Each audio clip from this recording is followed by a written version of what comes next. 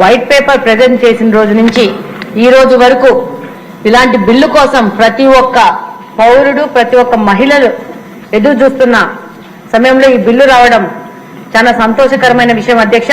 దీన్ని ప్రతి ఒక్కరూ స్వాగతిస్తున్నాం అధ్యక్ష. అధ్యక్ష, ఎక్కడైనా లా అండ్ ఆర్డర్ ప్రాబ్లం వస్తే ముఖ్యంగా దానివల్ల ఇబ్బంది పడేది ముఖ్యంగా మహిళలు, పిల్లలు. తాగి వచ్చి కొట్టేది పిల్లలనే, తాగి వచ్చి కొట్టేది మహిళలనే. ఎక్కడ ఏ క్రైమ్ జరిగినా ఇబ్బంది పడేది కుటుంబము, మహిళలు, పిల్లలు. గాంజా వల్ల యువత పాడైపోతే దానివల్ల బాధపడేది కూడా మహిళలు, కుటుంబమే. ఏదైనా గొడవలు జరిగితే ఆ ఇంటి యజమానికి ఏదన్నా అయితే ఇబ్బంది పడేది ఇంట్లో ఉన్న గృహిణి, పిల్లలు మాత్రమే అధ్యక్ష. ఈ గత 5 సంవత్సరాలుగా లా అండ్ ఆర్డర్ సమస్యలు ఎక్కువయ్యాయి. అవి 2 రకాలుగా జరుగుతున్నాయి: భౌతిక దాడులు, మానసిక దాడులు. అమాయకుల పైన దాడులు, భూ కబ్జాలు, బెదిరింపులు, మహిళలు, పిల్లలపైన అఘాయిత్యాలు చేస్తూ అధికారం ఉందని తక్కువ టైంలో ధనవంతులు అవుదాము, అధికారం ఉంది కదా ఇది మనకు సపోర్ట్ చేస్తుందని చెప్పేసి అమాయకుల మీద, ఆడపిల్లల మీద, అమాయకుల ఆస్తుల మీద, ఇల్లుల మీద ల్యాండ్ కబ్జాలు, ఆర్థిక సంబంధమైన వ్యవహారాల్లో దూరడం చేస్తూ పూర్తిగా లా అండ్ ఆర్డర్ ని కాంప్రమైజ్ చేశారు అధ్యక్ష గత 5 సంవత్సరాల నుంచి. 2వ విధానం ప్రకారము సోషల్ మీడియాలో దాడులు అధ్యక్ష. ఈ రోజు మీరు ముఖ్యంగా గమనిస్తే ఈ 5 సంవత్సరాల్లో ఎంతో మంది అమాయకుల మీద ఏ ఎవిడెన్స్ లేకుండా దాడులు చేయడము, వాళ్ళ మీద రకరకాల కేసులు పెట్టడం జరిగింది అధ్యక్ష. అందులో మేము కూడా బాధితులమే అధ్యక్ష.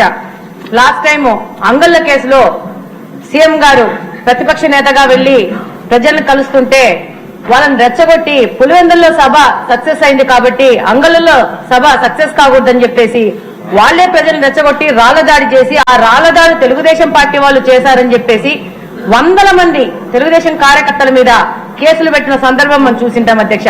ఇది ఎంత అన్యాయమైన కేసు అంటే ఆ కేసులో కడప జిల్లా పార్టీ ప్రెసిడెంట్ శ్రీనివాసరెడ్డి గారు ఉన్నారు. ఆ రోజు ఆయన ఆ టైంలో ఢిల్లీకి ఫ్లైట్ లో వెళ్తున్నారు అధ్యక్ష.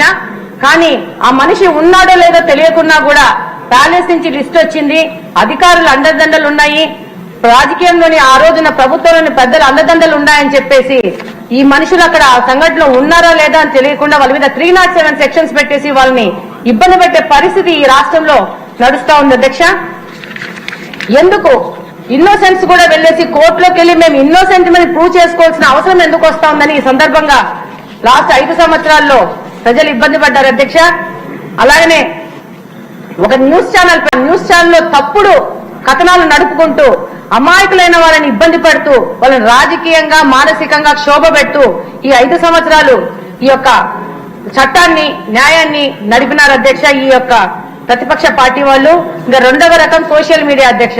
సోషల్ మీడియాలో మహిళలు ఎంతో కాలం నుంచి రాజకీయాల్లో ఉన్నారు. ఎప్పుడు వాళ్ళ మీద ఇంత పెద్ద ఎత్తున దాడులు చేయడం గానీ, వాళ్ళ పర్సనల్ లైఫ్ లోకి వెళ్లడం గానీ, వాళ్ళ మీద రకరకాల అభ్యంతరకరమైన స్టోరీలు పెట్టడం కానీ ఎక్కడ జరగలేదు. ఈ 5 సంవత్సరాల నుంచి అధ్యక్ష ఈ విధమైన పోస్టులు పెట్టడము, ఆ పోస్టులలో వాళ్ళే ఒక గుంపును పెట్టుకుని దానికి లైక్స్ చేయడము, వాడినే మళ్ళా రీపోస్ట్ చేసుకోవడము, తండ్రి వయసున్న లాంటి వాళ్ళతో కూడా వాళ్ళని కలిపి ఆ పోస్టులు చేసి ఈ సందర్భంగా నేను తెలియజేసుకుంటున్నాను అధ్యక్ష. మీ యొక్క ఫోటో పెట్టేసి నన్ను పెట్టేసి పోస్ట్ చేసిన సందర్భం కూడా ఈ సందర్భంగా మీ అందరికీ తెలియజేస్తున్నాను అధ్యక్ష. మీరు నా తండ్రి అంత వయసున్నంత వారు, వాళ్ళకి ఏం లేదు. మమ్మల్ని మానసికంగా ఇబ్బంది పెట్టడం, మానసికంగా శోభ పెడితే వాళ్ళకి అడ్డం లేకుండా పోతుంది, వీళ్ళు డిప్రెస్ అయిపోతే వాళ్ళకి అడ్డం లేకుండా పోతుందనే ఒక్క ఆలోచనతో ఈ విధమైన సాంప్రదాయాన్ని తెరలేపారు అధ్యక్ష. ఈరోజు పోలీస్ స్టేషన్లలో కూడా కబ్జా చేసేసుకొని అప్పటి నాయకులు పోలీస్ స్టేషన్ కబ్జా చేసుకొని ఆ రోజు దాడులు చేసే పరిస్థితి వచ్చింది అధ్యక్ష. ఆ రోజు మా యొక్క కడప నియోజకవర్గంలో ఆ రోజు డిప్యూటీ సీఎం గారు, ఎక్స్ డిప్యూటీ సీఎం గారు ఇప్పుడు ఆయన తమ్ముడు వచ్చేసి పార్టీ అధ్యక్షుడు శ్రీనివాస్ రెడ్డి ఇంటికి వచ్చేసి, నీ ఇంటికి వచ్చి, నీ ద్వారకా నగర్కి వచ్చి నీ మీద దాడి చేస్తా, మా నాయకుడు కనుసైగ చేస్తే నిన్ను దాడి చేయడం 1 నిమిషంలో పని అని చెప్పేసి పోలీస్ స్టేషన్ లో కూర్చొని ఛాలెంజ్ చేసిన సందర్భాలు అధ్యక్ష. దీని మీద కేసు పెట్టాలంటే ఆ రోజు సిఐలు, ఎస్ఐలు గాని ఎవరికి గాని, ఆ రోజున ఎస్పీలకు గాని ఎవరికి ధైర్యం సరిపోలేదు అధ్యక్ష. చివరికి ఆ పోలీస్ స్టేషన్ లో ఉన్న సిఐ గారు ట్రాన్స్ఫర్ చేసుకుని పోయే పరిస్థితి వచ్చింది. కానీ బాధితుల మీద, బాధించిన వాడి మీద కేసులు పెట్టలేని పరిస్థితుల్లో ఈ లా అండ్ ఆర్డర్ ని కాంప్రమైజ్ చేశారు అధ్యక్ష. అలాగనే ఈ రోజు చూస్తే మీడియా ద్వారా మహిళలపై దాడులు ఆపడానికి కఠినమైన చట్టాన్ని తేవాలని ఎందుకు పదే పదే కోరుకుంటున్నామంటే, ఒక ఇన్సిడెంట్ జరిగింది అధ్యక్ష. ఒక వ్యక్తి ఒక మహిళపై దాడి చేసి ఒక మాట అన్నారు, మే తెరి బేటీకో ఉఠాతాము అని. నేను ఈ సందర్భంగా సభలో అందరిని అడుగుతున్నాను, క్యో బేటీకో ఉఠాతే, బేటేకో క్యో నై ఉఠాతే? అంటే మహిళ ఫిజికల్ గా స్ట్రాంగ్ కాదన్నా ఆమె మీద దాడి చేయగలుగుతామనే అహంకారంతోనా ఈ మాట మాట్లాడుతున్నారని ప్రశ్నిస్తున్నాను. ఆ మహిళకి 2 కొడుకులు కూడా ఉన్నారు.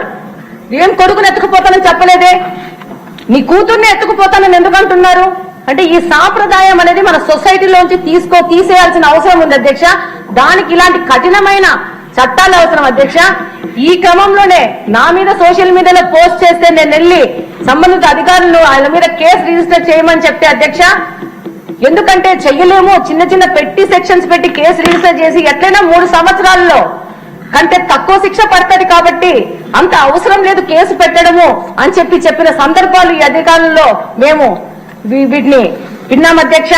నేను అడుగుతున్నాను అధ్యక్ష, ఆ అధికారి చెప్తాడు ఐ హావ్ సింపతి, మీ బాధ మాకు అర్థమైంది, కానీ అవసరమా 3 సంవత్సరాల కంటే తక్కువ శిక్ష ఉంది కాబట్టి బెయిల్ వస్తుందని చెప్పిన సందర్భాలు అధ్యక్ష. ఈ రోజు 2024వ సంవత్సరంలో ఇప్పుడున్న ఏ మహిళ అయినా ఎవరి సింపతి కోరే పరిస్థితులు లేదు అధ్యక్ష. మా హక్కుల కోసం, మా ప్రొటెక్షన్ కోసం పోరాడే శక్తి పరిస్థితిలో ఉన్నాము. తప్పకుండా ఇలాంటి పరిస్థితిలో ఇలాంటి రాక్షస ఆనందం పడుతున్న వాళ్ళ దగ్గర నుంచి మన మహిళలని, మన యువతని, మన వర్క్ చేసే ఉమెన్ ని, రాజకీయంగా బయటకున్న మహిళల్ని కాపాడుకోవాల్సిన అవసరం ఎంతగానో ఉంది అధ్యక్ష. అందులో భాగంగా ముఖ్యమంత్రి గారు ఈ రోజు ఈ యొక్క చట్టాన్ని తీసుకొచ్చి ఎంతో మంది మహిళలకు బాసటగా నిలవడం నిజంగా అధ్యక్ష చాలా సంతోషించదగిన విషయం అధ్యక్ష. ఈ రోజు ఎట్లాంటి పరిస్థితి ఏర్పడిందంటే అధ్యక్ష, ఈ గత ప్రభుత్వంలో ఎలక్షన్ ముందు ఆడవాళ్ళని తిట్టడానికి వాళ్ళకి సింపతి ఎక్కడొస్తుందని చెప్పేసి మమ్మల్ని తిట్టడానికి మా మీద ఆడోళ్ళనే ప్రయత్నించిన పరిస్థితి అధ్యక్ష. నన్ను తిట్టడానికి మా జిల్లాలో ఉన్న పెద్ద రాజకీయ నాయకుడు, ఇందాక మేడం గారి పేరు కూడా తీసుకున్నారు, ఆ వ్యక్తి 20 లక్షలు ఇచ్చి ఒక మాల మనిషిని నా మీద ప్రయోగించినారు అధ్యక్ష. నా మీద పడి నా మాధవిరెడ్డి కుక్క, మాధవిరెడ్డి పింఛన్ తీసుకున్న వయసులో రాజకీయాలకు వచ్చిందని ఇలా మానసికంగా ఇబ్బంది పెట్టే పరిస్థితుల్లో ఆడవాళ్ళని వినియోగిస్తున్నారు అధ్యక్ష. ఇంకొక మాట అధ్యక్ష, మమ్మల్ని తిట్టడానికి ఎస్సీ ఎస్టీ కమ్యూనిటీకి చెందిన వాళ్ళని తీసుకొని వాళ్ళకి లోపపరుచుకొని వాళ్ళతో తిట్టించడం మొదలు పెడుతున్నారు అధ్యక్ష.